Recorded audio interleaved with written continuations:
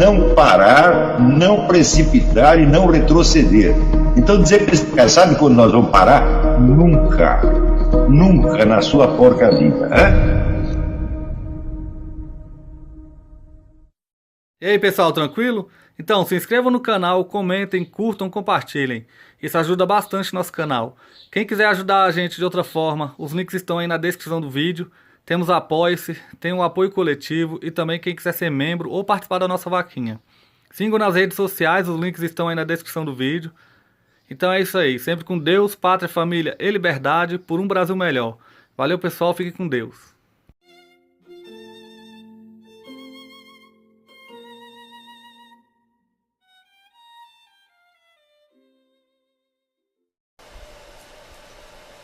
O Partido Comunista, e portanto a sua criatura, que é o PT, tem esta característica da durabilidade. Ela transcende gerações e, portanto, pode fazer planos para 60, 80 anos, 100 anos, 200 anos para diante, como de fato os comunistas fazem, os islâmicos fazem e assim por diante.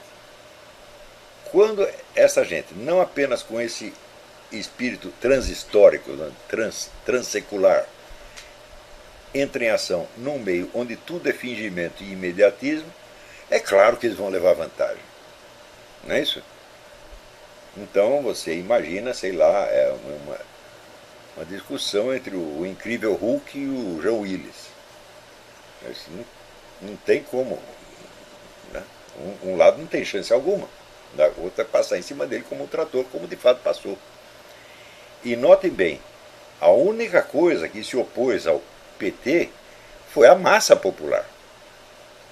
Ou seja, você precisou botar, no total, 7 milhões de pessoas na rua e botar 95% da nação contra eles para que você retirasse do cargo um dos seus representantes, um e não mais de um.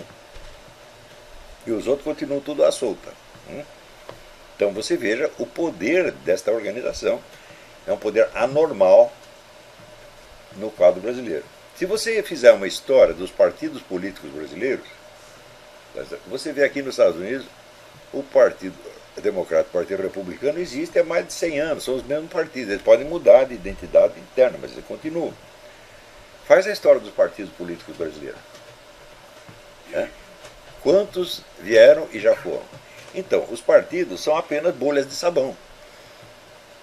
Eles são cápsulas temporárias nas quais os políticos entram e que as abandonam, tão logo a situação mude. Então, por um lado, você tem uma sociedade, vamos dizer, cujas normas profundas são ainda desconhecidas, não foram traçadas. Se nós perguntarmos assim, no que o povo brasileiro acredita realmente, primeiro, nas suas atitudes diárias, na sua casa, na convivência com os vizinhos, etc, etc. Em segundo lugar, o que ele acredita perante a vida pública. Nós não sabemos nem uma coisa e nem a outra. O pouco que sabemos dessa segunda pergunta é o que nós obtemos por essas sondagens de opinião a respeito da confiabilidade. Eu acho essas pesquisas da mais alta importância. Ou seja, em quem que o público brasileiro acredita, de fato. Então você vai ver que da totalidade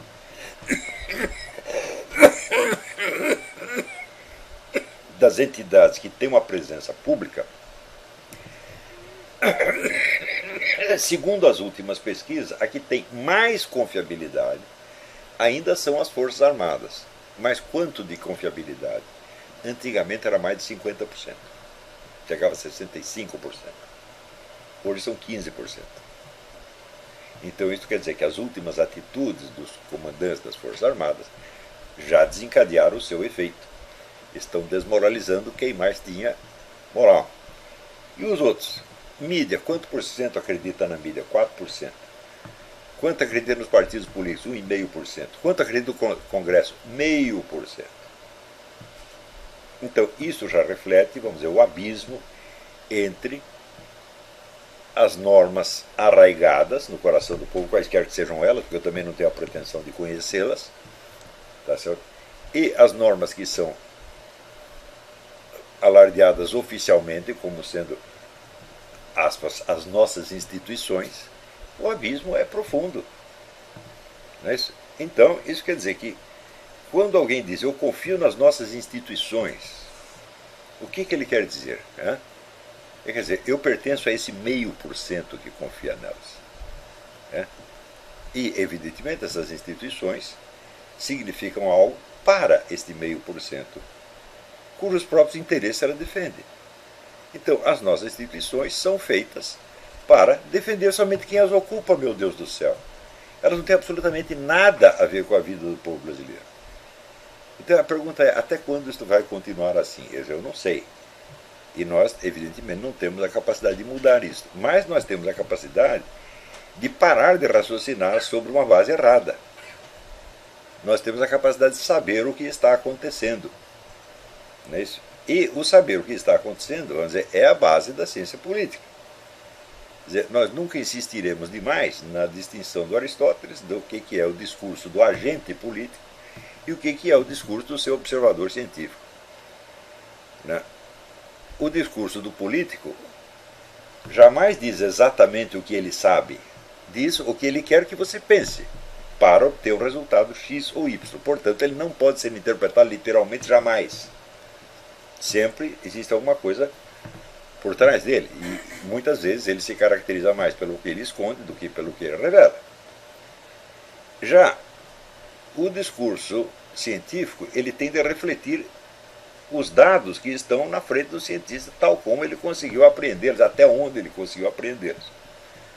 Por outro lado, a classe política, os agentes políticos, não podem agir se não tiverem nenhum conhecimento da realidade. Então, eles, até certo ponto, eles também dependem do discurso científico, baseado no princípio de que ninguém consegue mentir com eficiência se não souber qual é a verdade. Quer dizer, o mentiroso tem de se orientar não dentro do campo da mentira, mas dentro do campo da verdade que ela encobre. Isso me parece suficientemente óbvio. A partir da hora que o nego começa a acreditar na sua própria mentira, ele entrou no universo ficcional dele mesmo e, evidentemente, ele não tem mais nenhum controle da situação. Por mais eficiente que seja o seu desempenho, por mais persuasivo que seja o seu fingimento, ele não tem controle da situação. É claro que ele vai desencadear efeitos, mas nunca serão aqueles que ele pretende. Ele criará mudanças, mas ele não sabe quais.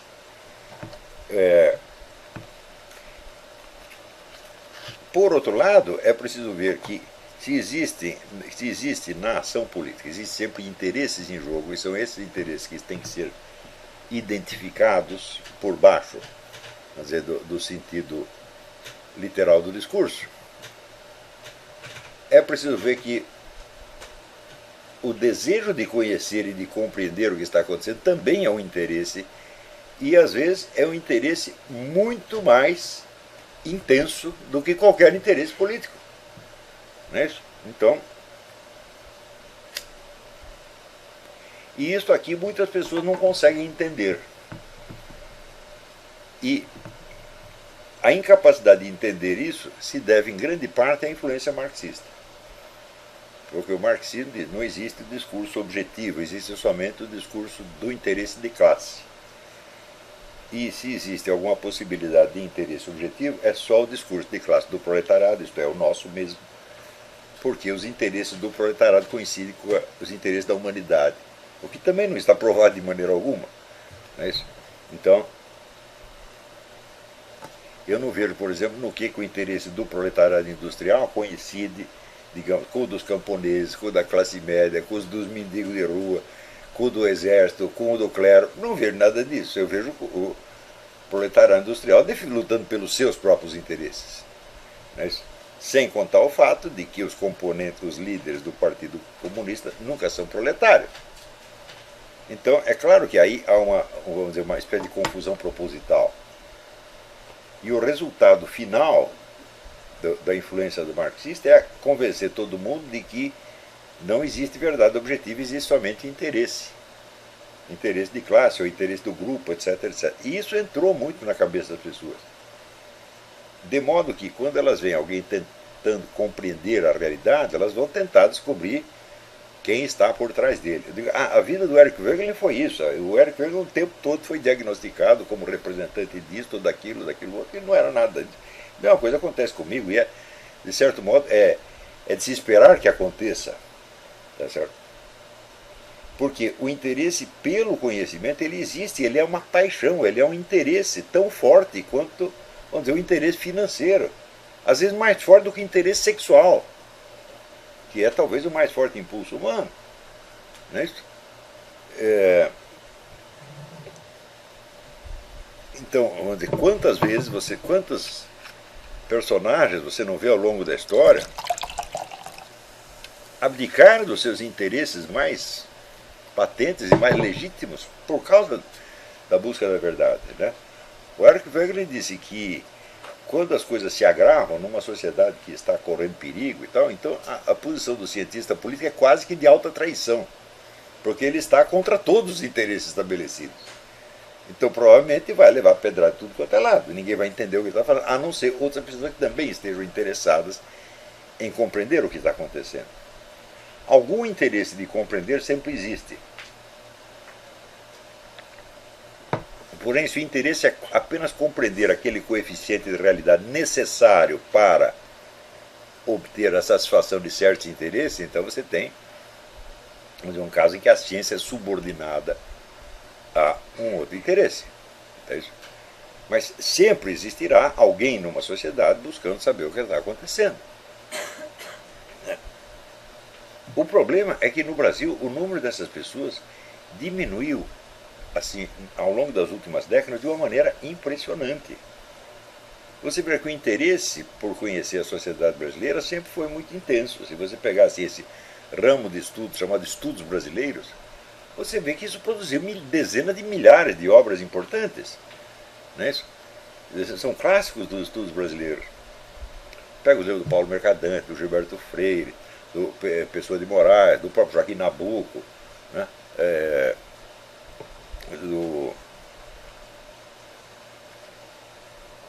Um monte de gente, Capistrano de Abreu, né? Zé Honório Rodrigues, todos os caras estão queimando as pestanas para ver se entendem o que está acontecendo aqui. Então isso sempre existiu. E o fato é que, de umas décadas para cá, esse ramo de estudos simplesmente murchou. Só começou a produzir só discurso ideológico. E de quem está tentando compreender, eu acho que no período entre os anos 90 até 2010, mais ou menos, só tinha um cara interessado em entender, era eu. Não mais ninguém, não. Todos estavam fazendo outra coisa. É isso? Então, para mim, vamos dizer, a coisa mais insultuosa que pode haver contra a minha pessoa é alguém me comparar com os antipetistas da mídia.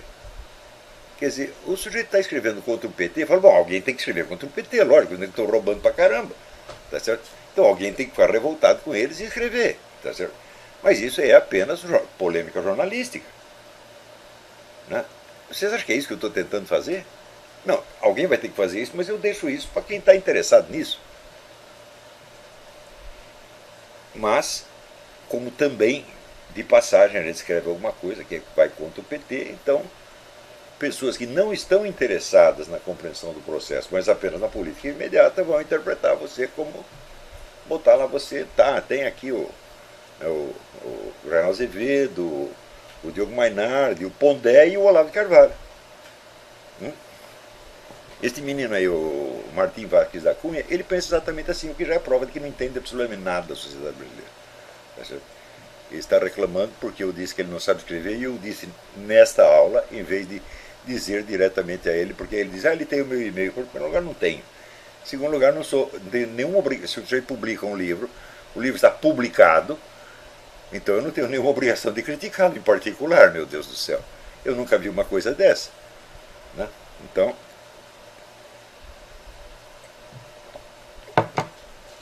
o diagnóstico do Martim é esse, existe aí esta direita, que é Olavo, Pondé, etc, etc. Que estupidez. Se vocês viram o conjunto dessas aulas que vocês têm assistido, né? E ver se vocês podem catalogar isso na rótula do antipetismo. Que brincadeira é essa? Quer dizer, eu a partir dos anos 90 eu me esforcei para criar uma revolução cultural. Tá certo? Não para criar um movimento político. Da revolução cultural, naturalmente, emergem movimentos políticos. Tá certo?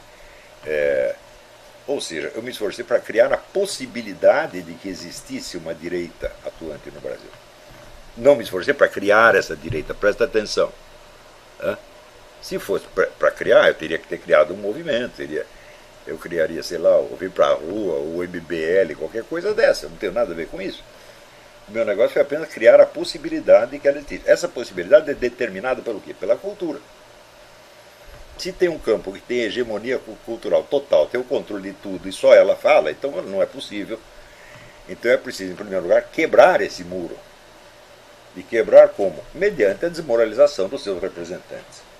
Vocês leiam o Imbecil Coletivo e ver se alguma daquelas figuras que são mencionadas naquele livro ainda tem um lugar perante o público brasileiro. Não tem mais nenhum. Todos, cabeças cortadas. Tá certo? Então, a hora que cortou as cabeças da liderança cultural, não política, eu não falo de nenhum político ali, só de intelectuais. Então, é claro, cria um vácuo, e esse vácuo é preenchido por pessoas que, vendo esta operação, são encorajadas, né, a entrar em campo, tardiamente. Né?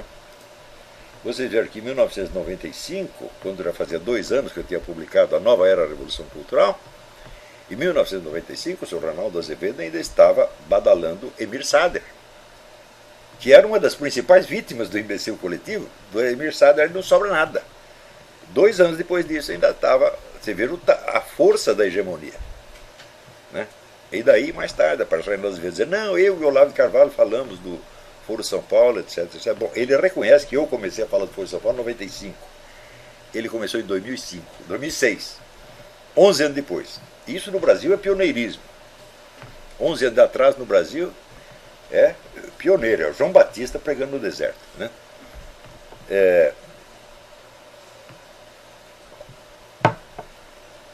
Então, é evidente que esse esforço meu de compreensão da sociedade brasileira, ele só tem ouvintes aqui nesse círculo, entre os meus alunos. O público em geral lê ou apenas artigos de jornal, ou, no máximo, posts do Facebook. E, então eu digo, a maior dificuldade no Brasil ainda é esta. Nós ainda não delineamos a ética brasileira, nós não sabemos no que o povo brasileiro crê. No máximo, o único indício que nós obtemos disso são essas pesquisas de credibilidade, que sempre dão os mesmos resultados, mostrando que o povo brasileiro não confia em ninguém que fala nesse país. Você pega as classes falantes, a confiabilidade delas está entre 15% e 0%, ou alguma confiabilidade negativa. Tem cara que quando fala você já sabe que é mentira. Então, se o povo brasileiro não acredita nas suas instituições e nos representantes delas, em que ele acredita exatamente? Então, traçar essa ética brasileira, ver se ela, em si mesma, pelo seu conteúdo, ela fundamenta a possibilidade de instituições baseadas nelas. Que eu acho que não. Eu acho que não. Eu acho que a ética brasileira não dá para ser transposta num sistema legal, ainda, por ser muito tosca. Tá certo? E por não refletir num sentido de unidade nenhum. Então,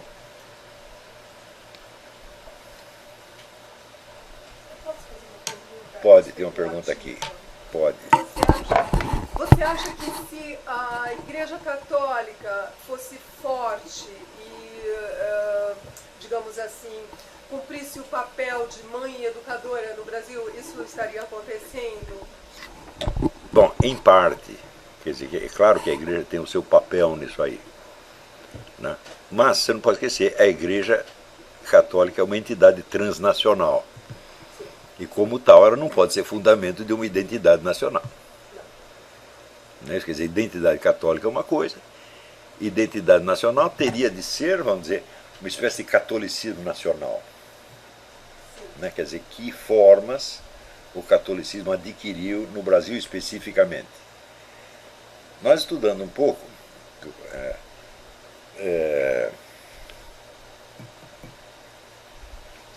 por exemplo, nos livros do João Camilo de Oliveira Torres, que acompanha bem a história da Igreja no Brasil, você verá que o catolicismo nacional sempre foi tênue, ele foi apenas superficial. O Gilberto Freire também assinala isso, era um catolicismo de festas, de procissões, catolicismo estético, Está no livro do Mário Vieira de Mello também, o predomínio do esteticismo sobre a ética, etc. Então, bom, é um catolicismo superficial, portanto, um catolicismo que se acomoda às situações. Se acomodava até a padres que tinham 40 amantes, ou padres que eram maçons, bispos que eram maçons. O cardeal primário do Brasil, Dom Avelar Brandão, foi maçom, e ninguém falava nada, né? Eu lembro quando o tradutor do René Guénon, o Galvão, esqueci o primeiro nome dele, Fernando Galvão, escreveu para o René Guénon contando que no Brasil estava cheio de padre maçom. O René Guénon, que era o maior conhecedor de maçonaria no mundo, quase caiu de costa. Falou, mas isso só aconteceu na Revolução Francesa durante um período pequenininho. Agora aqui não, é um negócio endêmico que está aí até hoje. Então é um catolicismo que se acomoda a qualquer coisa. Esse catolicismo que se acomoda, ele não é característico do catolicismo geral, mas da sociedade brasileira. Então está aí um dos elementos éticos, quer dizer, uma tolerância religiosa anormal, né? Tolerância que já vira quase obscenidade, tá certo? Seria uma das características. Quer dizer, o brasileiro definitivamente não é fanático religioso, de nada, não é isso? A não ser de ideias esquisitas. Quando aparece um guru bem louco, daí os caras viram fanáticos daquilo, mas só porque é louco, né? Então, isso, você vê a facilidade com que as igrejas evangélicas penetraram no Brasil, né? E um monte de gente que um dia ia na igreja católica, um dia na igreja evangélica, até hoje tem, outro vai na católica, vai na evangélica, vai na macumba, tem espírita, um monte de católico espírita, né?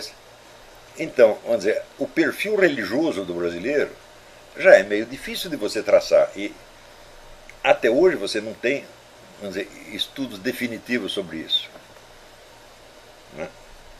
Então, é claro que vamos dizer, a Igreja Católica por si não pode gerar uma identidade nacional, mas a queda da Igreja Católica pode ajudar a dissolver. Porque você perde até, vamos dizer, o senso moral mais elementar, então a identidade nacional vai para o brejo mesmo. Tá certo? Então, nós não conhecemos ainda a sociedade brasileira o suficiente para saber qual é a ética dela.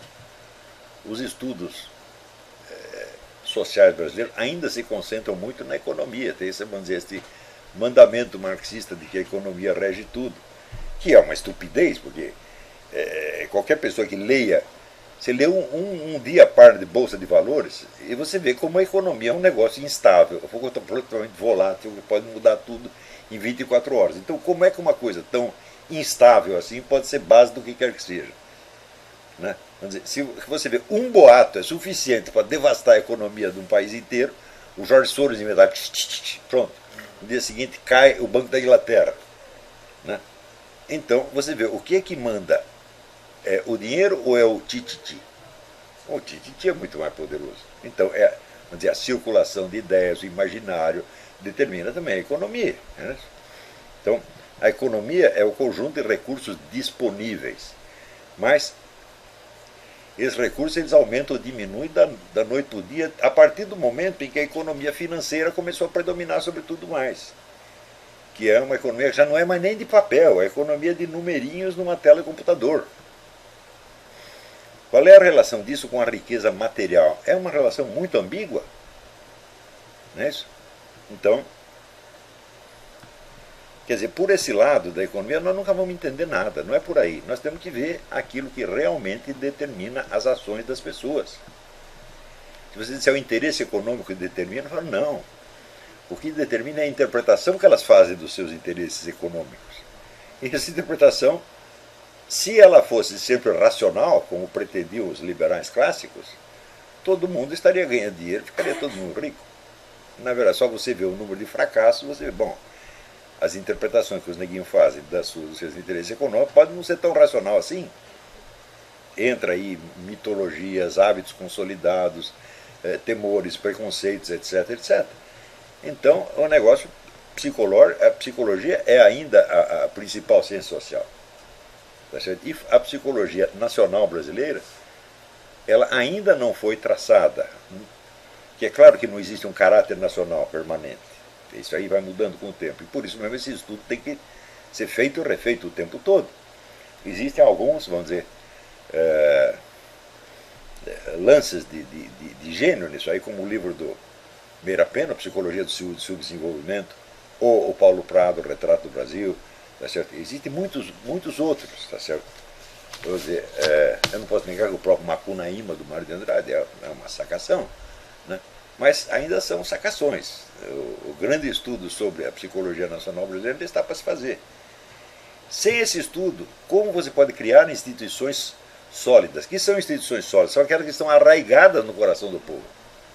São aquelas que o povo realmente respeita e obedece. Não aquelas que se dão da boca para fora. Que são frequentemente até objeto de riso.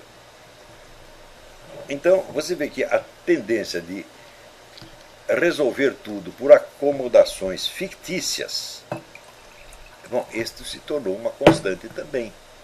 É o que está lá no livro do Paulo Mercadante, A Consciência Conservadora no Brasil, onde tudo se resolve por conciliações momentâneas. De novo, nós acabamos de ver isto. Tiraram a Dilma no poder, logo que veio um governante falando: precisamos criar um governo de conciliação nacional. Não foi isso que o homem disse? Né? Então, de novo, é a mesma novela. Os políticos não podem mudar isso, mas os intelectuais, se fizerem o serviço direito, eles podem. Né? Então, traçar o perfil, vamos dizer, dessa ética nacional. Isso aí tem que começar com o estudo da educação doméstica. Como é que as mães e pais educam os seus filhos? O que eles aprendem realmente? Quais são do conjunto caótico de ordens que receberam de papai e mamãe, o que incorpora? O que eles obedecem efetivamente? Isso é uma pergunta básica. Segundo, nos grupos de convivência, o sujeito chega um dia em que, como eu disse no Imbecil Juvenil, a autoridade máxima já não é de papai e mamãe, mas do grupo de referência, do grupo geracional. É aí que o indivíduo está querendo se integrar. Então esta representa para ele a autoridade que ele tem de obedecer, ele tem de se adaptar àquilo que o grupo deseja. Qual é a ética dos grupos geracionais de jovens? Na classe média, na favela, no interior. Nós não sabemos isso até hoje, meu Deus do céu. Então isso quer dizer que existia uma democracia estável em lugares onde, primeiro, as normas constitucionais eram bem conhecidas, eram conscientes e expressas. E, em segundo lugar, a classe política teve o bom senso de se apoiar nessas normas constitucionais para criar uma legislação que a refletisse sem tentar mudá-la. Um fator enormemente agravante, de ordem mais recente, vem a partir do instante em que, por inspiração de grupos globalistas e grupos revolucionários, as pessoas começam a entender a legislação como força de transformação social. Então, em vez da legislação refletir algo das normas vigentes no coração do povo, ao contrário, tenta mudar o senso comum, criando mais confusão ainda, mais superficialidade, mais mentira, mais fingimento, e tornando tudo paradoxalmente mais incontrolável. Quer dizer, em nome do controle social, você torna tudo incontrolável, como acontece no Brasil. Você vê, 70 mil homicídios por ano é descontrole total. O nível de corrupção que o PT introduziu lá, sem que ninguém pudesse fazer nada durante anos, é descontrole total. Não é isso? O fato de que ainda exista um PT é descontrole total.